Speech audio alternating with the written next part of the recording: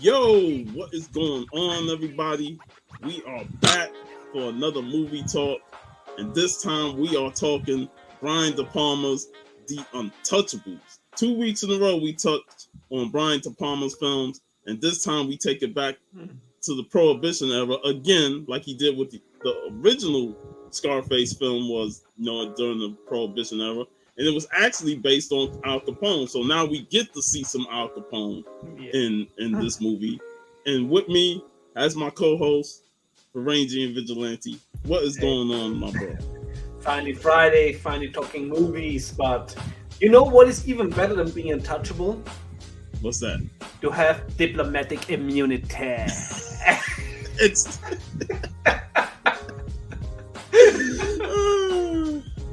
But you can still be touchable even with that.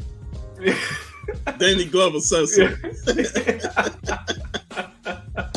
So this was your first time watching it. Yeah, it was a movie, that's always on the radar because people talk about it. But I do like mafia movies, but I'm never like, I have to watch this, I have to watch that. So it was actually like a very good chance to look, okay, yeah, let's get this off the view list.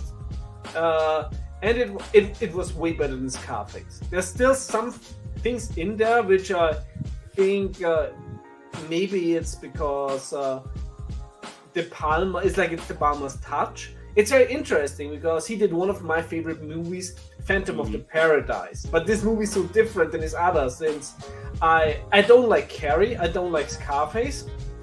But I like this movie. I like the Untouchables. What do you think of Carlito's Way? It's so long until I've seen it. I remember seeing it when I was in business school back then. It was, I think, at midnight, and and like the only thing I have in memory is like train station boom. Yeah. But I enjoyed it when I watched it back then. But I was 15 years old, and yeah, it's. Since this year, it's gonna be the 40s. It's been a while. Oh, that's right. That came out in '93. So yeah. So we definitely gonna talk about that. Yeah, that's a movie I really want to rewatch because actually I have good memories about it. And when we talk about Scarface being the scumbag, I hated Sean Penn in that movie. He was a scumbag lawyer. He got what he deserved at the end. I don't think you have to say scumbag lawyer because basically one comes automatically with it. But yeah, like The Untouchables is actually based on the book, which was by Elliot Ness and somebody else. My name's not coming to mind, but that the book was based on the whole Untouchable group that was out to put Al Capone out, take him down, because at this point Al Capone was like untouchable himself. He had the police on his side in terms of people inside there. He had the whole jury and all that stuff. So Al Capone was untouchable. So what better way to find a group of people to take him down than the guys who feel they're untouchable in terms of the law? Because the law is corrupt. So you need a bunch of people that's not tied with, the insides of Al Capone's corruption to take him down. And the fact that the only thing they could get him with is tax evasion. With all the violent criminal acts that he has done and the killings that he's done, the only way they could bring him down is tax evasion. But it's always the case. That's also like how they brought down the mafia with the RICO case, etc. It's like, oh, let's see this as a business. So let's fuck them up like a business. Yeah, it's like, they killed a lot of people, but the only way we can get them is, tax evasion and stuff like that. But I really enjoyed the style of the movie. Of course, it's set in the 30s, during that time period, Tommy guns were still used and stuff. So I really liked the style of the movie, the feel for it. The movie starts off with Al Capone getting shaved, and I wanted to see if the guy who was shaving him got killed because he cut him, and there was this intense scene right there where he looked at the blood, then he looked at him, and I was like, oh, that's not good. And Al Capone was such a figure that he always was surrounded by his goons. No matter where he was, he had his goons surrounded him, and he was a public figure. He loved the attention, and that's the thing about Al Capone. Like, he was like the first really major mafia guy to have this status, of popularity and hatred at the same time. Exactly. Like, and it's also for the mob. Actually, this also was a huge warning sign. When then they said back, oh no, let's do everything behind the screen. Like, let's blend like in the back. Which until John Gotti tried to be like a new Capone, worked rather well. But and it also shows that when you like in organized crime, the last thing you want to do is in public, because you're only bringing more attention to you. And tax evasion. And it's also how he got a lot of favors through organizations. He donated money, and he had side favors from the police and stuff like that. People that he paid inside to make sure he keeps himself away from jail time and stuff like that. So he pretty much had it all. But the government is persistent.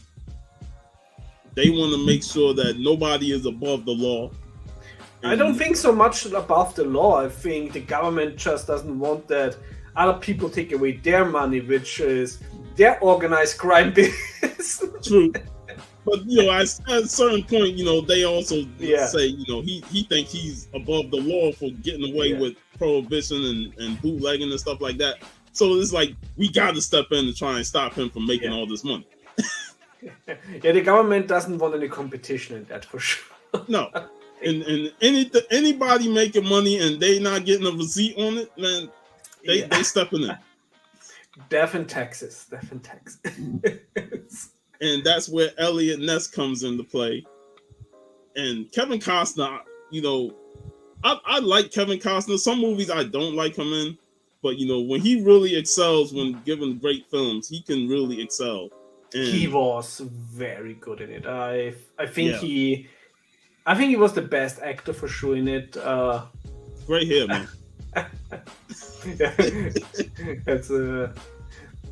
That's half of the other half is in the nose. It's white powder in there.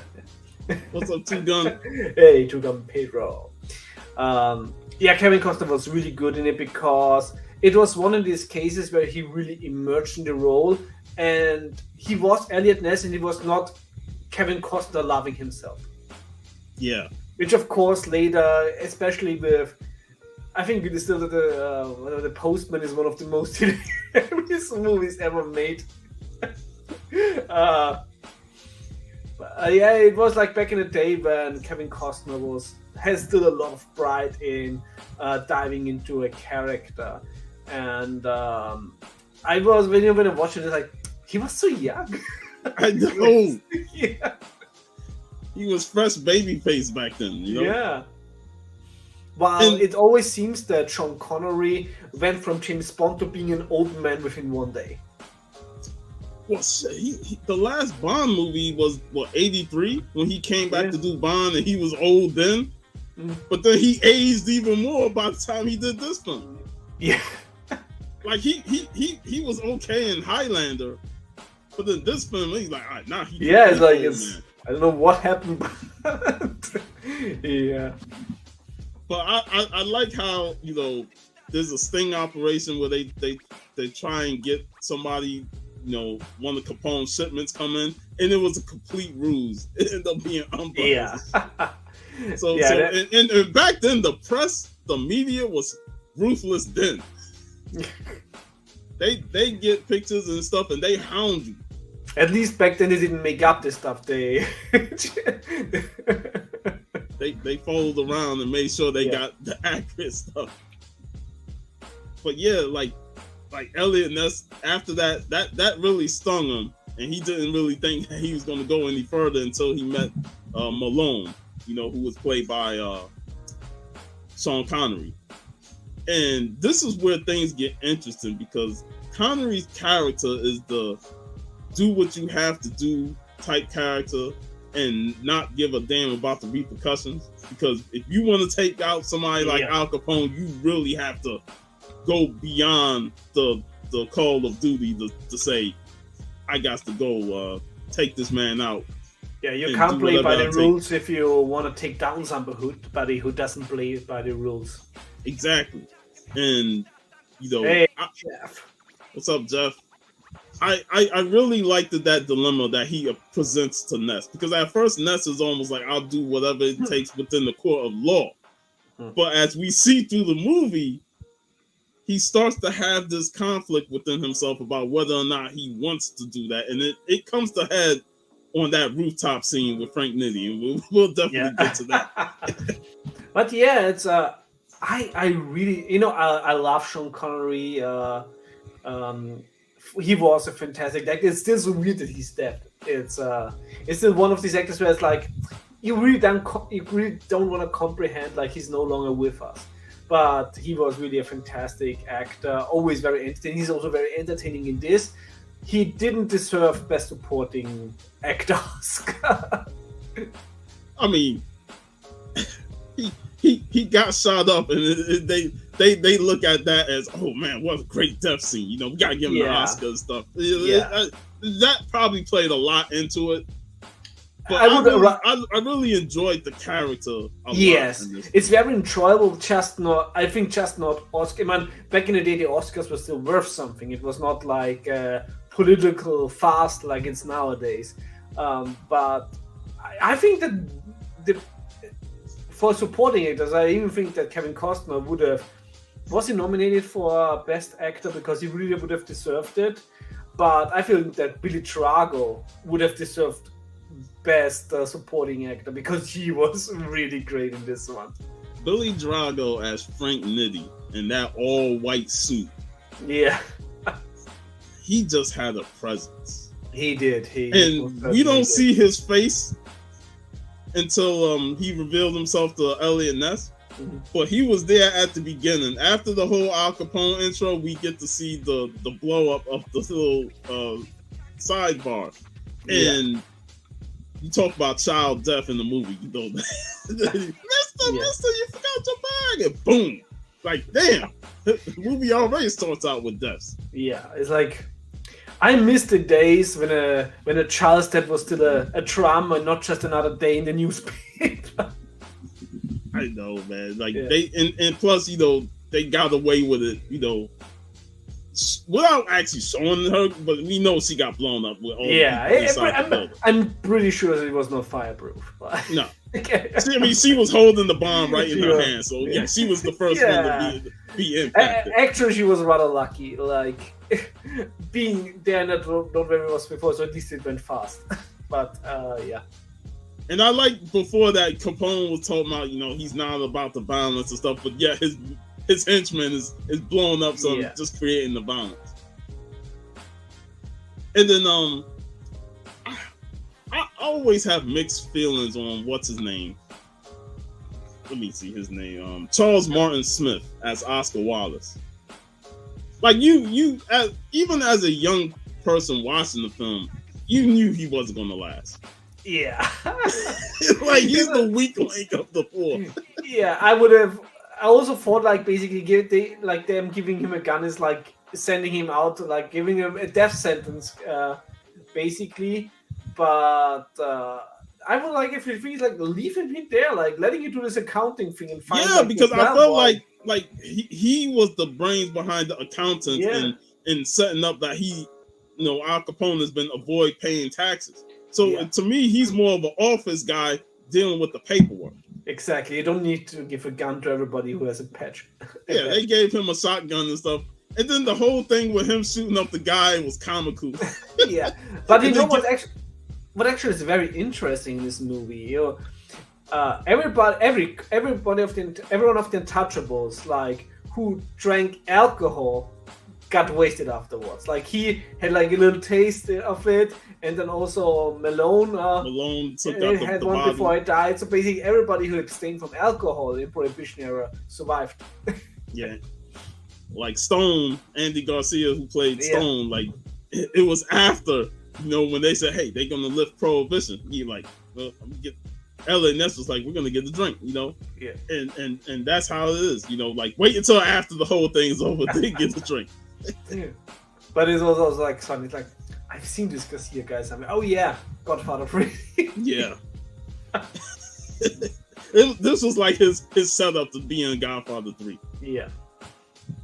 You know, he was alright in the film. He didn't have too much dialogue from what we see, but he was okay as the marksman. You know, I liked his interaction with Malone when they first encountered each other, and him using George Stone as a way to hide his actual real name. Exactly. It's actually, that was one of the more interesting parts of the movie. You know, being set in the 30s, and you have like a lot of people there from Europe that are have not fully yet embraced being American. So they also brought the quarrels of Europe there, which is always interesting. Like I say, it's like white is not always white. So you have like all these wonderful things here where which came from Europe being at war for hundreds of years with each other. And it's like between the Italian Americans and the Irish, you know, because some of the policemen was Irish, including one of the bosses. And both, basically, the Irish and the Italian were both treated by Anglo-Saxon Englishmen like lesser beings. Yeah, so there's a lot of tension in it, and I really think the movie highlights, you know, the struggle between the two. You know, even if with Al Capone, you know, being in charge, you know, there's a struggle on what they want to pull off. I mean, that this goes even further, like, and this, of course, this is also mentioned in the Goodfellas, also mentioned later in the Sopranos, how most Italian Americans like hate them up for like giving them like a bad rap, for everybody thinking, oh, if you have like an Italian name, you're in some shady business. Yeah, you know, especially, you know, when it comes to the mob, they're like almost celebrated, you know, and who wants to celebrate villains? It's like going back to the original Scarface, you know, which was kind of based on Capone. It's like how celebrated he was in the media. You know, the media loved that attention they got from Scarface. You know, so in the same way Al Capone, who also nicknamed Scarface, you know, in his time. Yeah. So, you know, the media loves giving them attention, and it makes the people who are trying to live a normal, good life, like, why are they giving these villains the glorious life and putting a bad name on Italian Americans overall? Yeah, that's the whole thing. Is like, it's still nowadays when you think it's like, why does the media write about like no good celebrities that nobody cares about? Is don't click on the news or don't buy the newspaper. Like, it's the only way how you can solve it. Yeah. Don't hate click. Hate click is also also a bad tactic because it still gives them clicks. And back then also, it's, you know, everybody is like, why are they writing about this? They still bought the newspaper. So you go through the formation of the Untouchables, and I like how Malone already know where to go to get the first big bus. You know, right there in one of the buildings in the downtown Chicago, and he's like, yeah, we're gonna go in here and we're gonna bust everybody, and that like signaled a first strike against Al Capone. Yeah. And you know, Capone don't take it lightly. That's what led to the famous baseball bat scene. Yeah, and also, like before that, you already mentioned it in the pre-show, the soundtrack by Ennio Morricone is beautiful. Yeah, the whole scene, and when you really look at it, it's an unnecessary scene, but they just want to show how lavish Al Capone was living. And I think that music really highlighted. That absolutely nailed it. It nailed it. Morricone was one of the masters that, you know, exactly managed to compose his music like what a scene needed. And the crazy thing is, within so many genres, you know, like horror, like crime, western, So he just know what to do, and he just knew what to do. And he was so fantastic, and probably this was a year when he did another 50 scores or something. So he probably scored this at his toilet break. But yeah, the score really sticks with you, especially on certain scenes where they have those long shots or those tracking shots that go around certain. Like, it sticks with you when his music is playing in the background. I also think these long shots these are one of the big strengths of De Palma. Yeah, the long shots, especially with Kevin Costner from the roof. I love that good shot. Or of course, the shot when they killed the witness in the elevator, which was also such a fantastic setup. But also with Billy Drago in there, like just. It was almost like, it's like this cop face, like has his face against the wall. It's like, Man, that scene always makes me like, man, they love to exaggerate how a bullet can spray whole lots of blood on the wall. Yeah. I was like, bro, it's like a whole fucking case of Kool-Aid being thrown on the wall after that shot. I do have to say, what the movie does very well are the shootout effects. When it's shot through the car, when it's shot at the wood, how the wood splinters, they did this very well. Like this movie really feels like when there's a shootout happening that it has an impact, which is like that.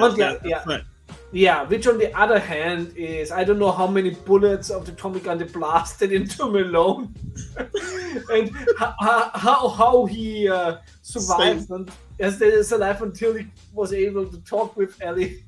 That it's a little nitpick, but when you're getting hit up like that by a Tommy gun or a machine gun, how the hell a bullet avoids your head is beyond me. They shoot you all over, but yet not a single bullet penetrates the brain. Yeah, it was in that moment when Sean Connery found out that his plot armor was heading here. But he had to stay alive long enough to see Ness one more time. Yeah. Man, that's why he got the Oscar, man. Because this dude got shot up like 50 bullets and yet stayed alive long enough to see Ness. Yeah, like I don't have a problem when movies do this, but since before it was like set up this ultra realistic movie, this scene stuck a little bit out. Yeah, it does. I mean, later on it gets. I love the first two acts, but the third act is so over the top. It's suddenly when it's like, so let's do Commando.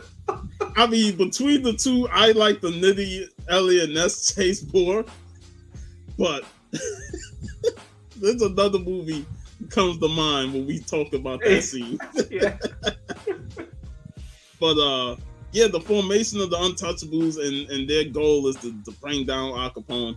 And I agree, like I feel like the accountant should have stayed in the office to handle the paperwork. But, they had to bring him along. And then they had the whole outpost at the Canadian border. Yeah. And that was an interesting setup. And I love the Western shot. Yes. They on the horses and they're on top of the mountain. And this is where Morricone's score really shines because he did Westerns, so he knows how to frame his music to tie into Westerns. And I was even thinking, like, did De Palma do a Western? I think he could do a good Western.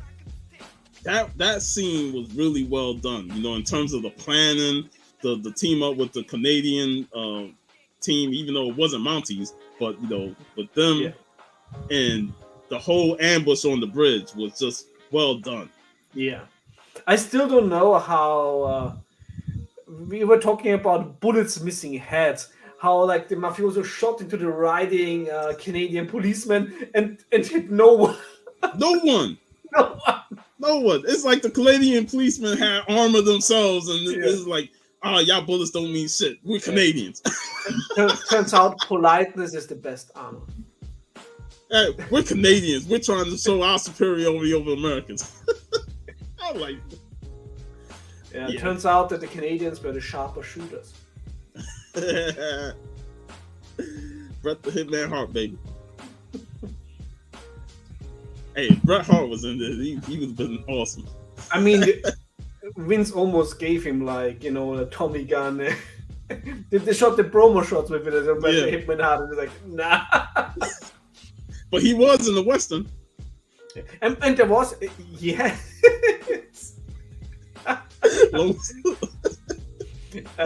And also there was the Bret Hitman Hart action figure where he actually had the Tommy gun. Oh man. But yeah, that whole sequence was really well done, and of course Malone just doing anything to get that bookkeeper to talk, which begs the question: what the hell was he doing with the ledgers on that whole trip?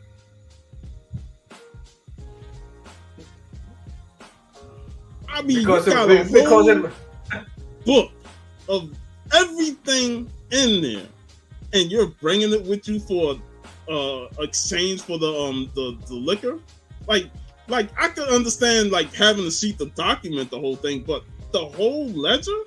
The only thing what I would think about to have it on me is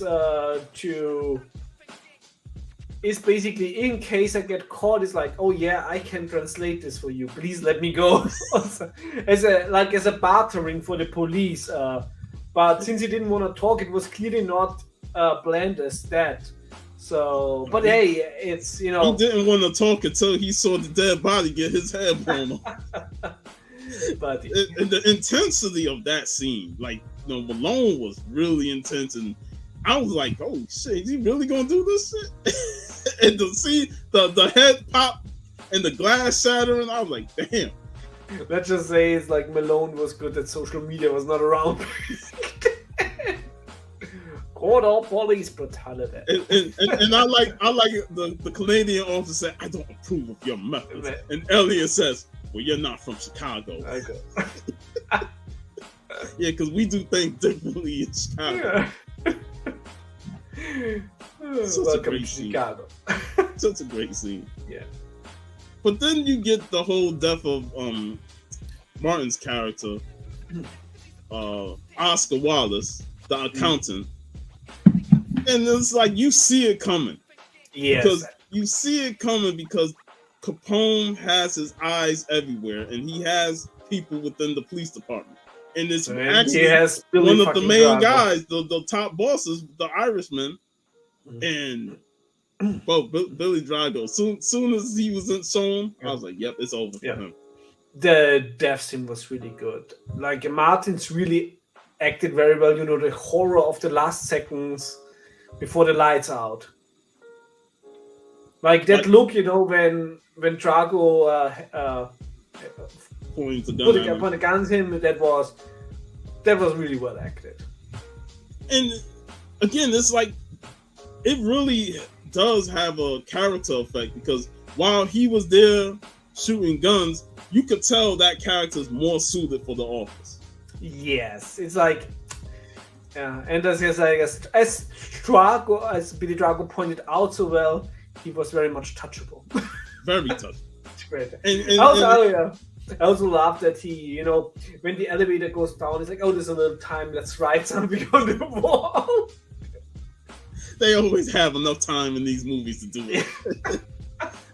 They're like, yo, how many floors you got left to get down there, man? Oh, let me hang them up here, which is also like time consuming. Yeah. And then just put touchable in blood. Yeah. Oh my god. But you know, it's a great effect to see. You know, especially when the camera shows the dead bookkeeper, and then you see the touchable, and then you see Martin's body. It's like, it's a great effect. It's just, you know, you don't even think about how long he took to do it. You know, that's why you want to have a henchman like that, who does his work with love, his labor of love, and he puts the little extra effort. And I liked his first face reveal when he was in front of Elliot Ness's family. Yeah.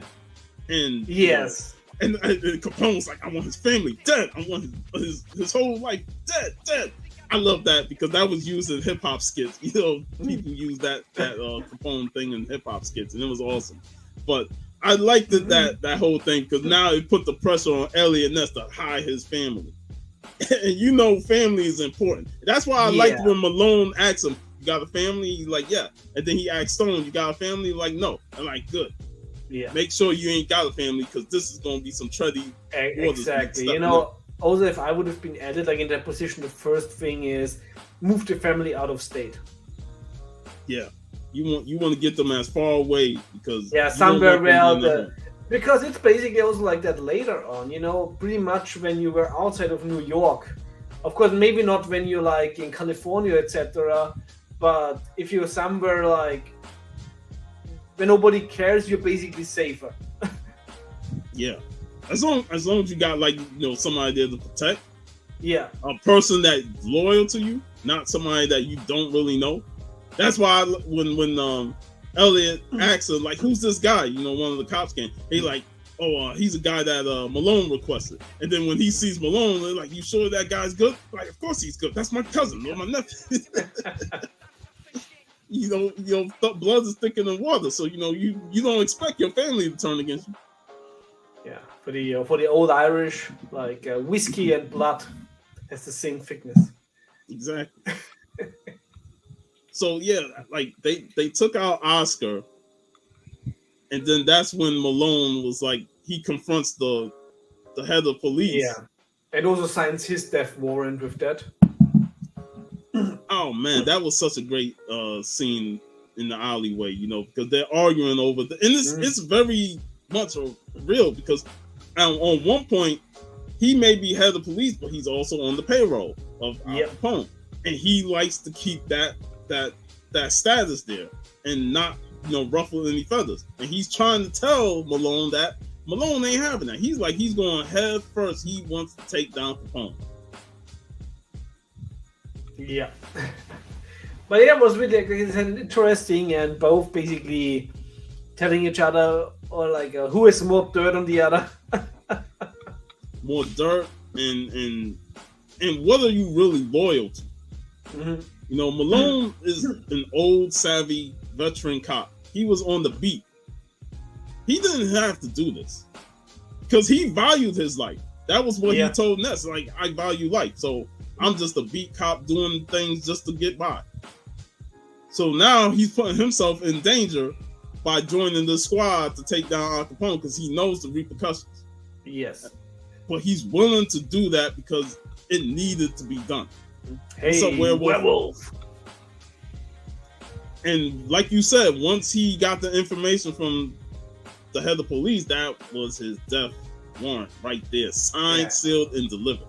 And he also felt a little bit too untouchable himself later on when he basically, when they had this attempt on his life, where first they sent the guy in, with the knife, and he pulled like the gun on the guy, and he's like, you shouldn't brought a knife to the gunfight. But then he was too cocksure that he got lured right outside his place where he got lit up by Frank Nitti. Exactly. Billy Drago brought the right tools for the job.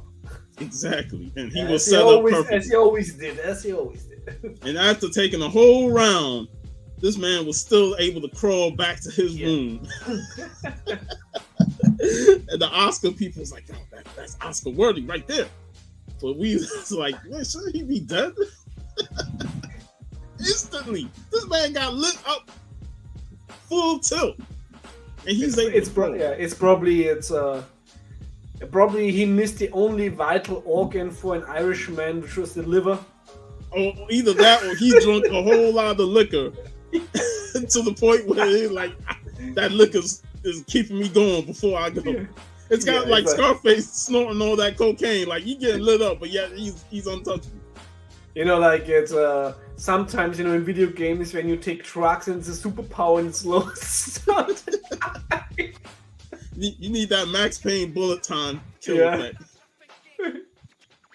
But yeah, like Ness and Stone gets there, and I like how he had enough strength to throw away the chain that he was reaching for to say, "Nah, get the paper."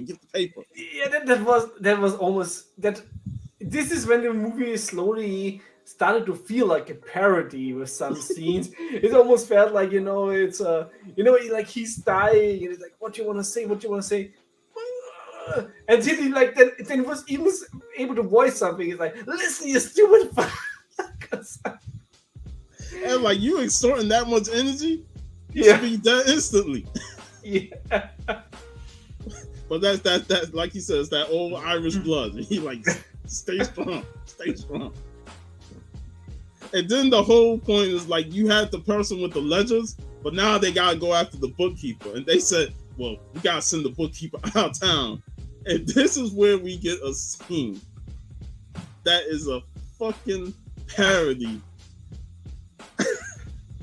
You know, when this scene came on, the first thing I thought of was Naked Gun 33 Yeah, and third. the same thing. Like I saw this, like since it's the first time I've seen Untouchables, but I've seen the Naked Guns for 100 or more times. It's like, I was just waiting for Leslie Nielsen to open like a door or something, and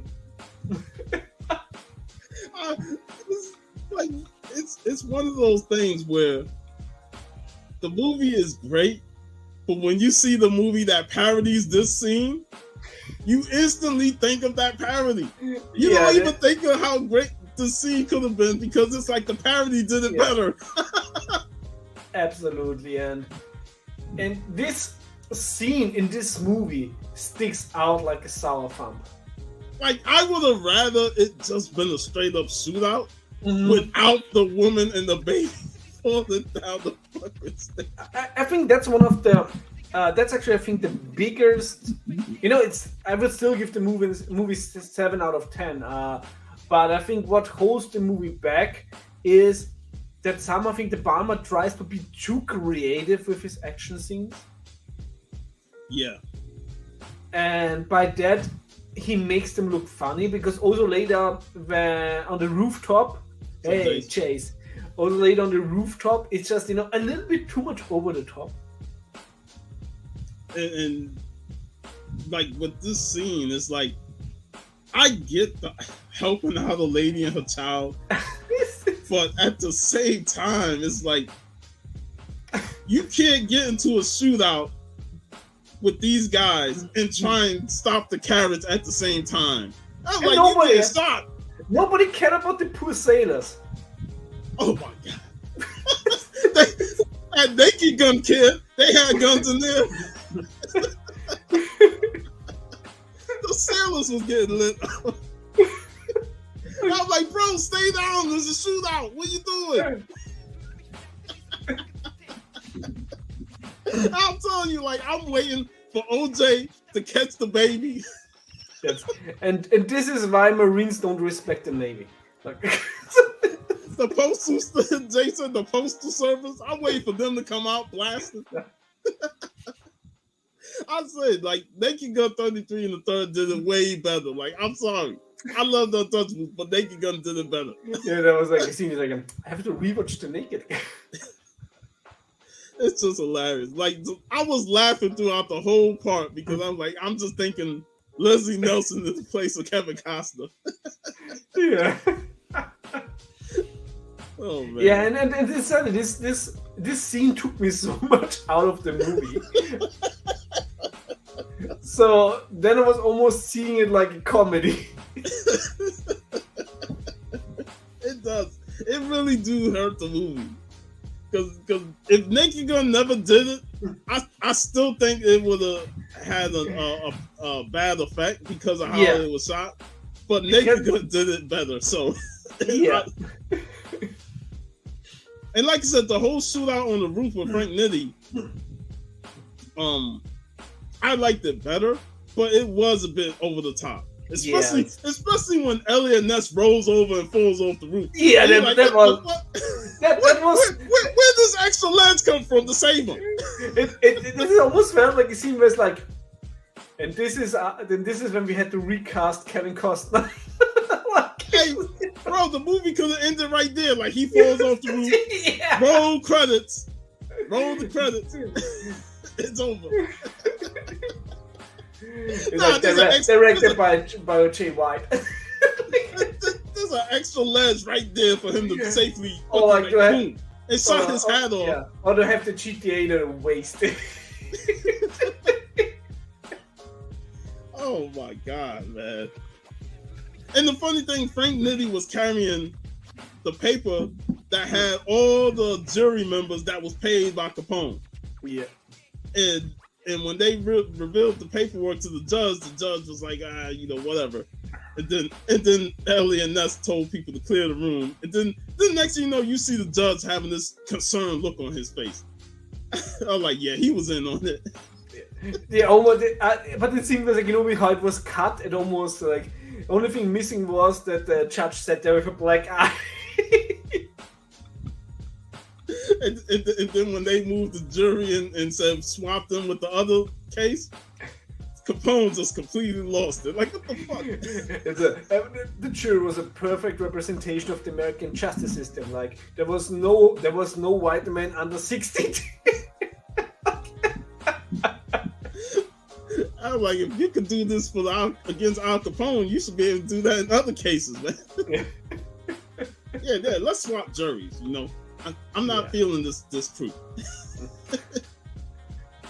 and while the movie ends on a happy note, it feels like there's a lot left on the table. Yeah, because I'm like, there's no such thing as like a quick trial and Capone, just going to jail. Like, I know that trial had to go way longer than what it was, and when I read on it did go longer than that. Yeah. But the movie just fictionalized it. They showed Frank Nitty's death, which he didn't die like that in real life. The man did rule after Capone went to jail, and then he committed suicide because they was coming after him. Yeah, and also the movie didn't point out how Capone still has to find out who his true enemy was, and it was syphilis. Yeah. Like, I really enjoyed The Untouchables. Like, it to me is a solid movie, and while the third act is weak, it doesn't take away from the overall presentation. Yes. Like, I would at least recommend everybody to watch this movie once. You're gonna get entertained. It's a fantastic soundtrack. The cinematography is fantastic, like the wide shots, the long shots without an edit, without a cut in there. Really fantastic. I love the shot with Kevin Costner on the roof after he throws Frank off. Yes, the lines in that when he talked about killing Malone, he talking about he screamed like a pig. Yeah. And then he added even more insults with the second line with stuck up Irish pig. And he and Malone, there was a part where Ness could have took him out while he was climbing down, but then he was conflicted. I love the shots to the eyes, from the pan up all the way to his eyes, where he could have took the shot, but he decided not to because of better judgment. And he, that's when Frank Nitty said, "Oh, he ain't gonna kill me, so let me climb back up, let him arrest me, because I know I'm gonna beat the rat." He was confident. Man was confident. Yeah. But then he,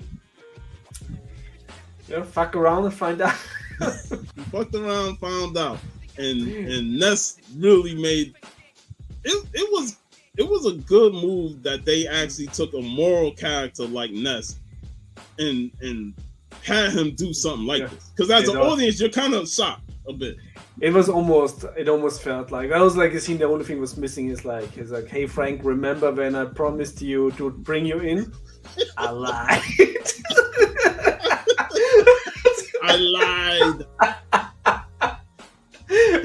Yeah, I brought you up. You're gonna go to jail. Nah, you talk too much shit about killing my man Malone.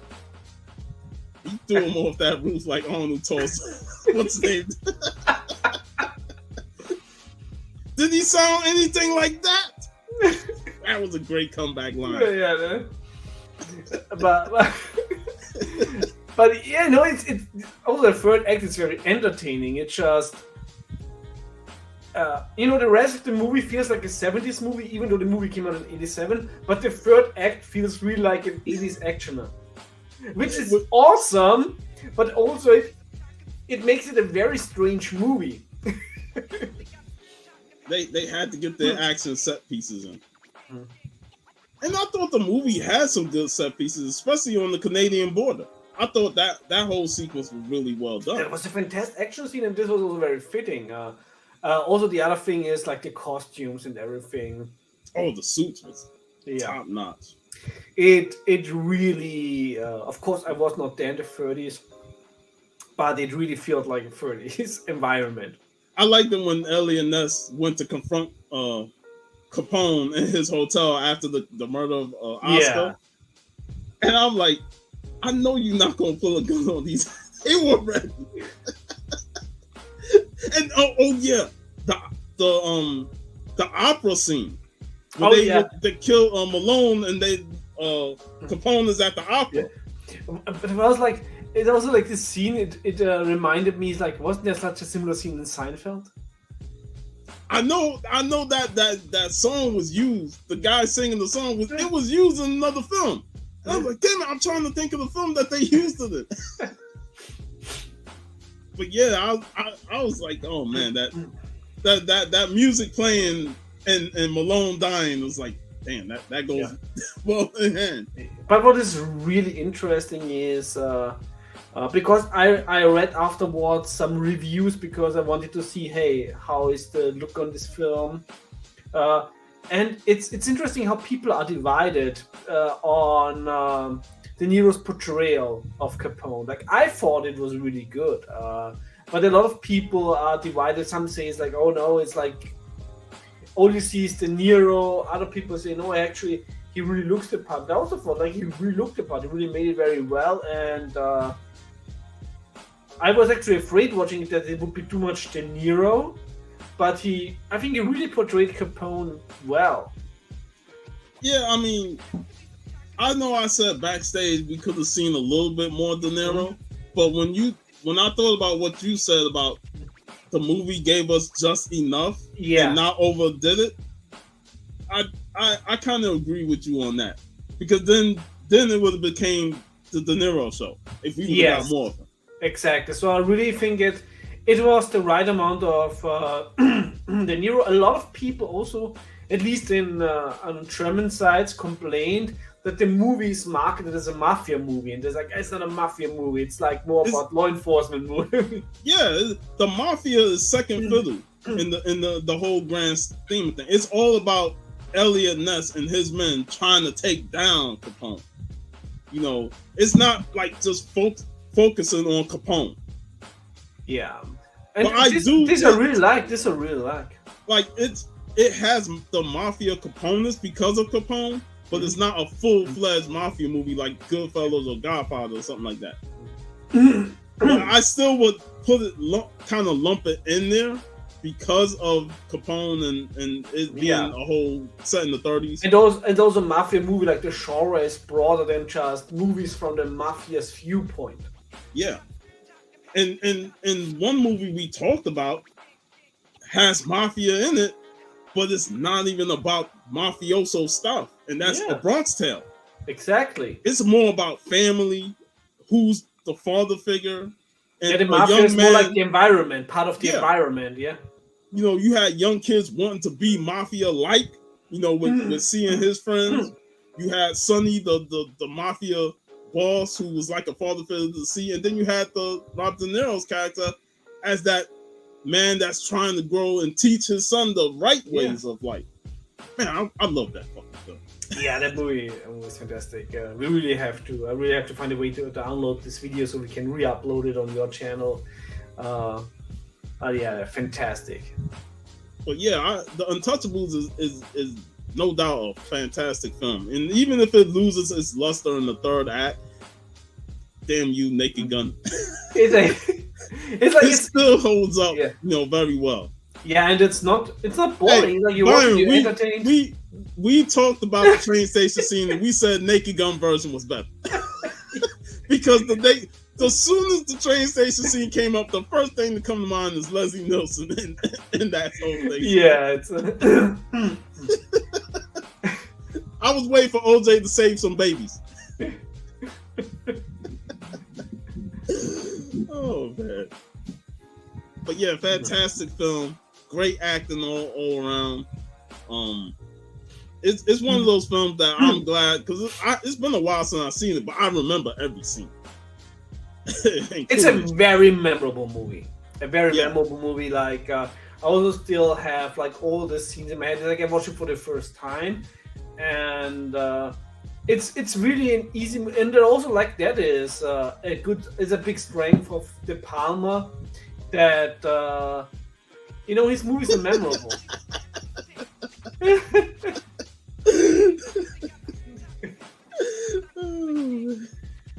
Classic. And it's way better than Scarface in my opinion. Like I said last week, I like Scarface.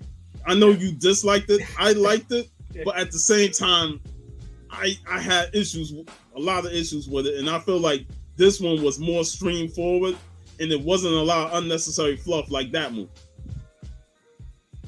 Yeah, absolutely. It's like, I mean, it's for me, like from my point of view, it's not hard to be better than Scarface. Yeah, but this is a really decent movie. I maybe don't think it deserves like the praise as like being a gold standard for the genre, but it's most definitely an entertaining movie, and you're getting a lot from it.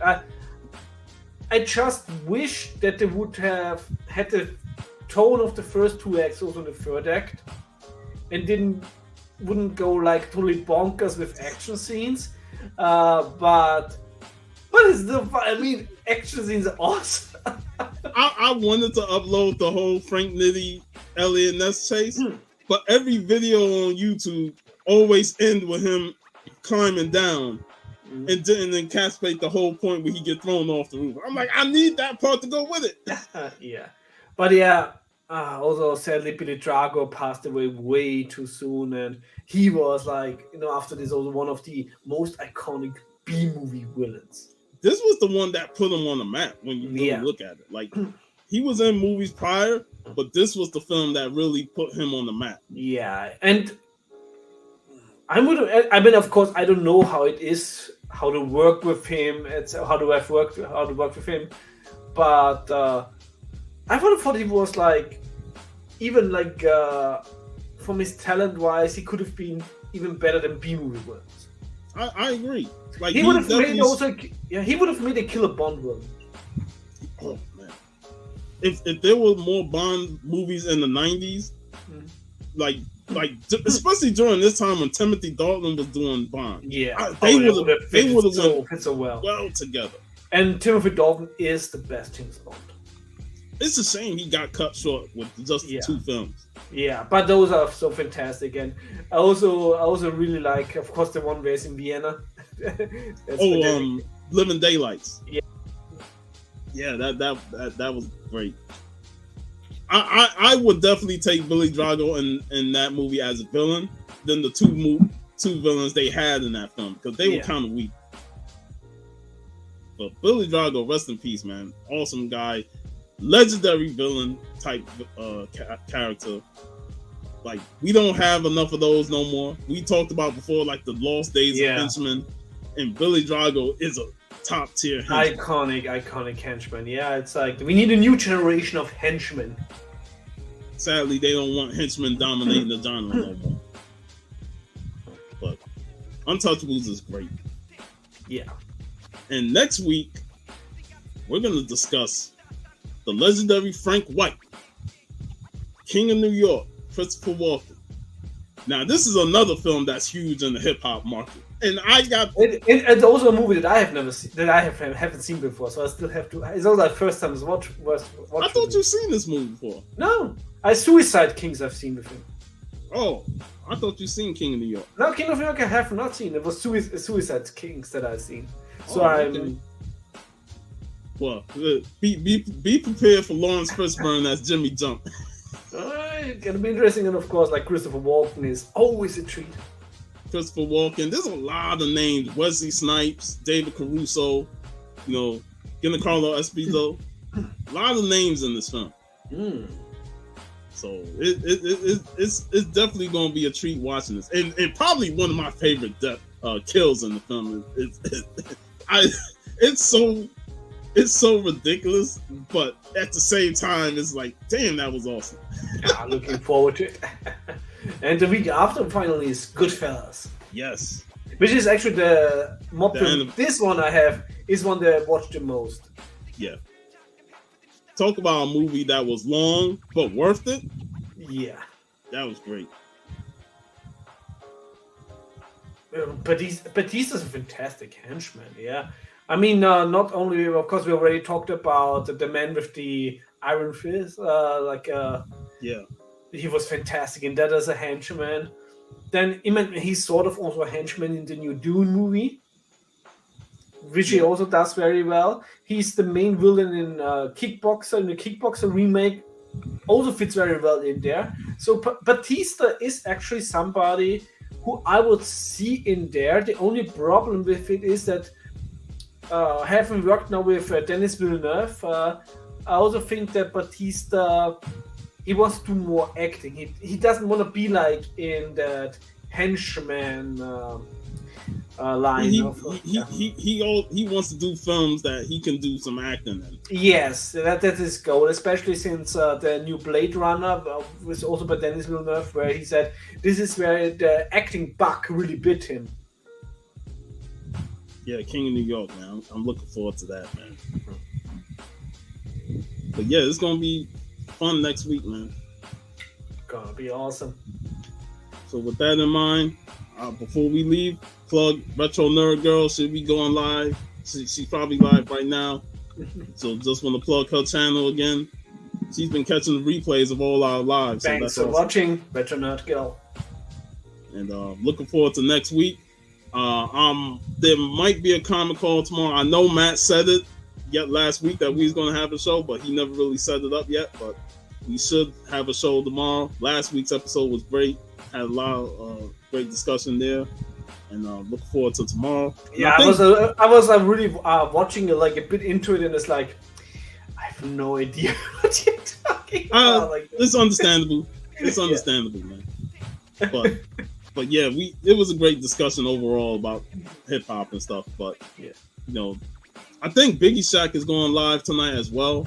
I don't know if I'm gonna be on there, but of course he Comic Collector Club 9 p.m. Hail to the Immortal One. So shout out to him. And that's about it for what I got. Yeah, next week I should finally get my new comic book delivery, my monthly one. So I'm looking forward to that one. And he will show it next week on the show. I can totally do that. Yep, after we talk the movies, we'll get a BB haul. There's also some interesting stuff in there. It's a pity because the new delivery just arrived today in Germany, so I only have to wait to get it next month, because there's actually a really good comic book. I don't know if you got it this Wednesday, but it's Count Dante.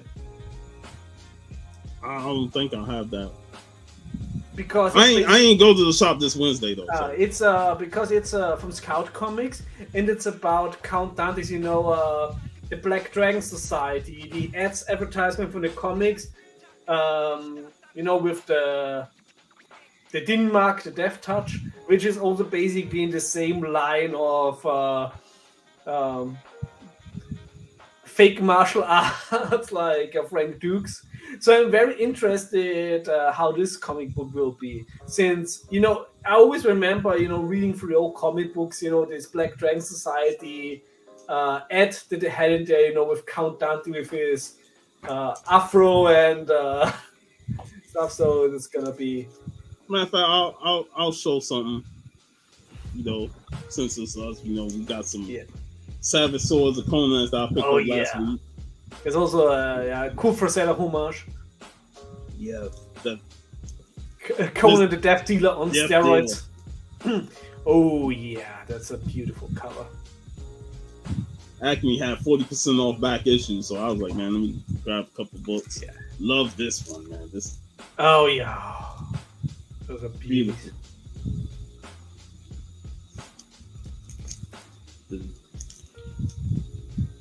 Nice. Yeah, I'm also slowly filling my Savage Sword run. This one I read. I read this one. I love this. Nice. Yeah. And then I said on the comic book, Cocaine Bear, since that was the original Cocaine Bear. Cocaine Bear, you foaming out the mouth and all. And then I saw this and I had to snatch it up, man. That Elvira. Oh yeah, that's the movie adaptation, I think, huh? Yeah. One Shot magazine. Joe Jusko. Just beautiful, man. Beautiful. So just want to show those. Nice. And yeah, we'll be back next week. And looking forward to King of New York. Yeah. Also, like first time see, so I'm going in like a virgin. Damn, 2 weeks in a row, first time. Yeah, it's Nice. the It's flower. gonna Nice. So, thanks everybody for showing up. First appearance, Cocaine Bear. We gotta put that up there. Thanks everybody for showing up. Two Gun Pedro, Bronze Age Byron, Jeff, Simply Incredible, Jace, Werewolf by lunchtime. Thanks everybody for showing up, and we'll see you next week. Have a great weekend, y'all. Weekends.